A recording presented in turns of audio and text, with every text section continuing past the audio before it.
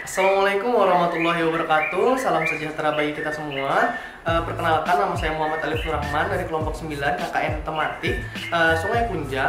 Nah, di mana pada kesempatan kali ini kita akan berkesempatan untuk mengunjungi kediaman Om Andre, yang dimana akan dijelaskan nanti siapakah itu Om Andre. Pokoknya kita akan membahas tentang serba-serbi urban farming, serba-serbi tumbuhan obat keluarga. Nah, intinya kita akan tetap mengikuti protokol kesehatan dan tetap jaga jarak. Oke, kita lihat video selanjutnya. Assalamualaikum warahmatullahi wabarakatuh. Perkenalkan, nama saya Andrian Fernandes. Saya bekerja di Balai Besar Penelitian dan Pengembangan Ekosistem Hutan di Purwakarta. Saya sebagai peneliti tanaman obat, khususnya khas Kalimantan Timur, sehari-harinya di kantor bisa dikenal dengan nama Andre Jamu. Kalau di kantor namanya itu. Kantor saya lokasinya di Jalan Awe Sahrani, nomor 68, sekitar sebelah Danli persis. Mungkin dari Om bisa jelaskan sih urban farming itu apa dan apakah bisa ditanami tumbuhan obat keluarga itu, Om?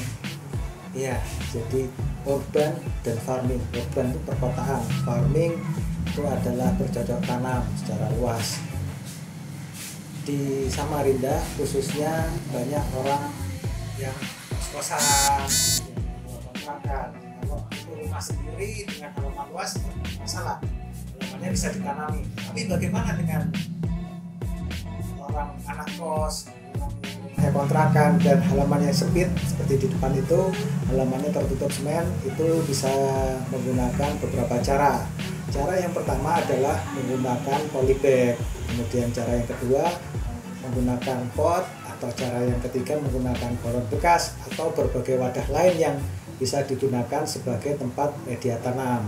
Nah, karena tempatnya terbatas, otomatis ukuran polybag, kemudian ukuran media tanamnya juga kecil. Jadi yang kita tanam adalah tanaman-tanaman yang ukurannya kecil. Nah, ini cocok sekali dengan tanaman toga karena sebagian besar tanaman toga itu ukurannya kecil-kecil.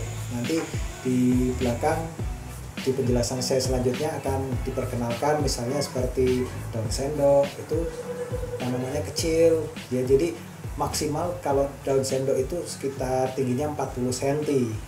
Nah, kemudian ada yang pohon tapi bisa ditanam di polybag, misalnya nanti ada kelor. Kelor kalau punya lahan dengan tanah, tanam aja. Tetapi kalau lahannya sempit, ditaruh di polybag, nah nanti daunnya bisa dipanen. Mungkin itu. Oke, untuk pertanyaan kedua nih Om, bisa jelaskan nggak kenapa sih masyarakat ini terkhususnya di perkotaan, di urban tadi, harus menanam toga Om, tumbuhan obat keluarga? Ya, jadi saat ini khususnya masa pandemi kita memerlukan bahan-bahan yang dapat meningkatkan stamina tubuh.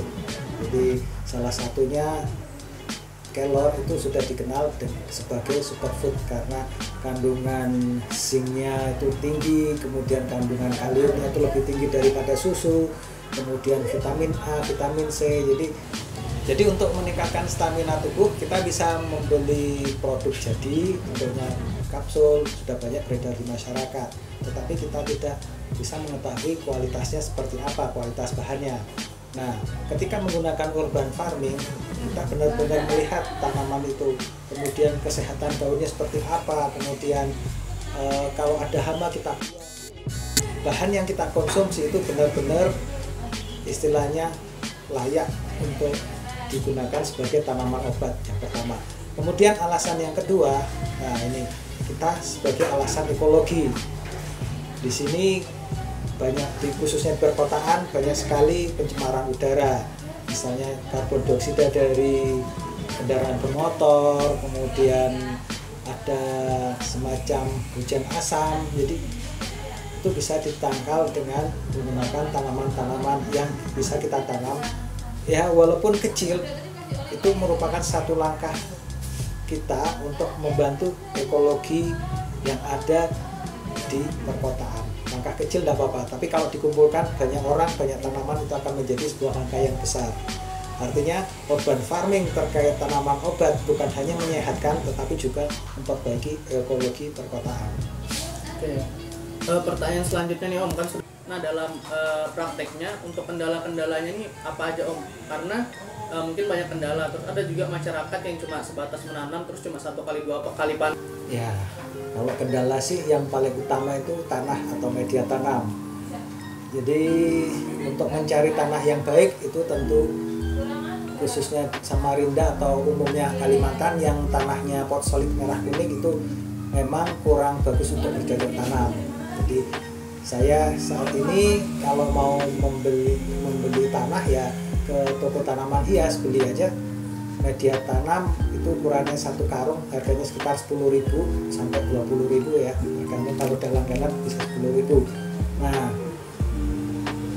tapi itu kan masih kurang nutrisi berikutnya bisa kita beli kompos itu bisa dibeli dari toko pertanian.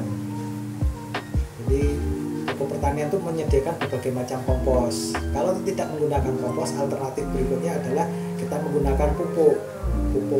Nah, contoh penggunaan kompos itu nanti ada di tanaman keladi tikus, kemudian ada di tanaman kelor. Nah, khusus penggunaan pupuk buatan itu yang pupuk buah yang disemprotkan di tanaman markisa sehingga dia bisa berbuah lebih banyak. Itu adalah kendalanya. Cuma gini, kendala yang berikutnya adalah waktu. Nah, waktu ini bisa kita sesuaikan dalam 1 hari. Itu misalnya kita luangkan waktu sebentar sih, bisa 5 menit, 10 menit untuk nyemprot. Kemudian kalau pas hari libur kita cek media tanahnya, kalau perlu ditambah kompos, tambahkan kompos. Nah, biasanya kalau orang sudah hobi dia akan selalu bisa meluangkan waktu.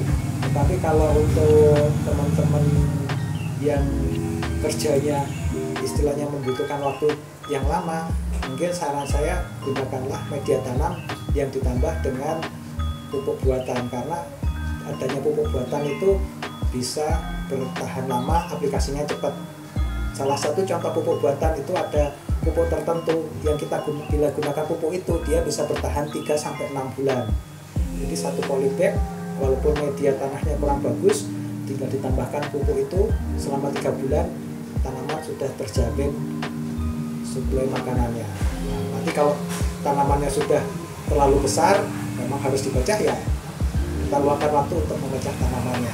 Minimal nutrisi makanan dari pohon, dari tanaman toga itu sudah tercukupi menggunakan pupuk. Nah ini Om, pertanyaan terakhir nih, tadi ada menyebutkan tentang pupuk, tentang tanah. Nah mungkin kira-kira untuk biaya 1 kali bercocok tanam tuh berapa Om? Mungkin kasarannya aja nih. Jadi kalau kita yang modal pertama sih, kalau galon aqua itu tadi gratis. Kebetulan di dekat rumah ada tukang isi refill galon ya, itu saya minta Pak ada galon pecah nggak? Kalau ada ambil baru dipotong.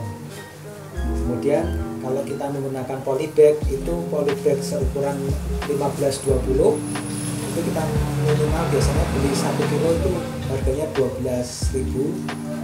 Itu bisa untuk 100, biasanya isinya 100 polybag.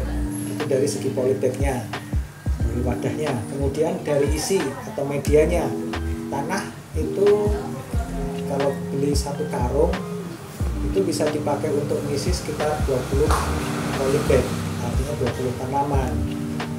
Nah kalau kita menggunakan galon ya, yang dipotong separuh galon, itu 1 karung yang harga 10.000 itu bisa mengisi 3 atau 4 galon. Itu dari segi tanahnya. Kemudian untuk dari pupuk, nah ini pupuk yang paling simple itu bisa menggunakan Fitsin atau MSG. Nah ini, tapi Fitsin atau MSG ini hanya pupuk daun, dia hanya untuk membesarkan, bukan untuk mengeluarkan buah. Itu yang paling murah. MSG berapa sih? 1 wadah segini cuma 10.000 aplikasinya. 1 sendok MSG itu untuk 5 liter air. Nah, kemudian airnya itu disiramkan ke tanaman-tanaman tersebut. Itu yang paling murah. Kemudian kita kita naik sedikit. Kalau kita membeli kompos, satu karung kompos itu beratnya sekitar 5 kilo sampai 7 kilo. Itu biasanya dicampurkan satu karung tanah. Kalau komposnya tadi harganya sekitar 40 sampai 60 ribu tergantung kualitas. Nah, untuk menggunakan kompos. Kalau kita menggunakan pupuk daun, itu satu kotak pupuk daun harganya sekitar 15.000, nggak sampai 20 ya.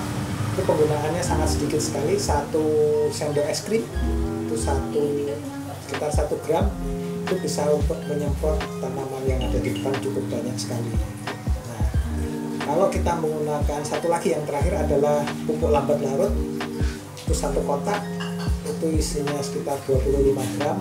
Itu kalau kita menggunakan galon itu kita bagi 4, kita masukkan ke masing-masing galon seperempat. Nah, harganya satu kotak itu sekitar 25.000.